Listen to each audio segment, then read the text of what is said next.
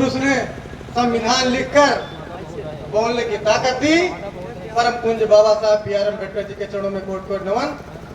और यहाँ पर उपस्थित मंचासीन बड़े भाई सुशील पासी जी, हनुमान अम्बेडकर जी।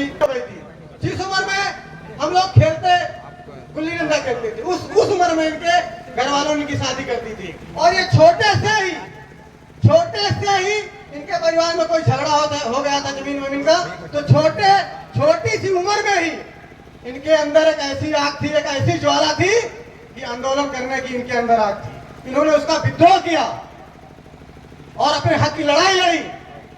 और शादी होने के बाद जहां इनकी शादी पुथीलाल मल्लाह जी से हुई थी, इनसे कम से कम नहीं 20 साल उम्र में वो ज्यादा थे। और इनके साथ वो भी बहुत बड़ा उनके साथ अत्याचार करते थे। इनकी वो अपने पति से पटरी ही नहीं खाई और वो जाकर अपने गांव वापस आई। अपने गांव वापस आने के बाद कुछ दिन अपने रिश्तेदारों के यहाँ रही। रिश्तेदारों के यहाँ रहने के बाद फिर इनके साथ एक वहाँ कोई बहमई गांव है, बहमई गांव के कुछ लोगों ने इनको उठवा लिया, किडनैप किया। और इनके साथ जो जो घटनाएं हुई, बहुत दुर्व्यवहार इनके साथ किया गया। इनके साथ मानसिक शोषण, शारीरिक शोषण, बहुत बड़ा अत्याचार, शायद इतना बड़ा अत्याचार तो किसी के साथ नहीं हुआ होगा। मेरी माताएं और बहनें बैठी हैं, कम से कम जाकर आपके पास कोई पुस्तक होगी नहीं, आपके पास बड़े बड़े फोन होंगे, इस वीरांगना फूलन देवी जी का इतिहास जरूर पढ़ लेना।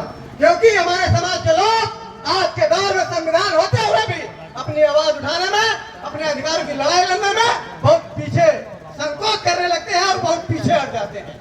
क्योंकि जब हमारे देश में संविधान होते हुए भी इस वीरांगना को न्याय नहीं मिला, और जब न्याय नहीं मिला तो उसने बता दिया कि मेरे अंदर वो खून है कि उसने अपना बदला लिया। और उस बदले की आग में उनके साथ क्या हुआ, माननीय नेताजी ने उनको 1994 में 11 साल जेल होने के बाद 1994 में मुलायम सिंह यादव जी ने इनके जितने केस थे वो वापस लिए गए और 1996 में मिर्जा की सीट पर उनको पहली बार सांसद बनाया।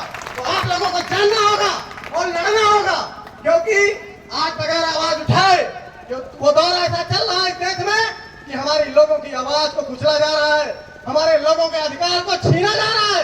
मगर हमारे समाज के जो नेता हैं वो हमारे समाज के नेताओं की गलती है, क्योंकि इतने बार हमारे लोगों की सरकारें आई और हमारे लोगों के साथ आज भी अत्याचार हो रहा है। ये बाबा साहब के सपनों का भारत है, क्योंकि आज इस देश में हम लोगों को जन्म लेना पड़ा और जन्म लेने के बाद संविधान होते हुए भी हमारे लोगों को साथ अत्याचार और दुराचार हो रहा है।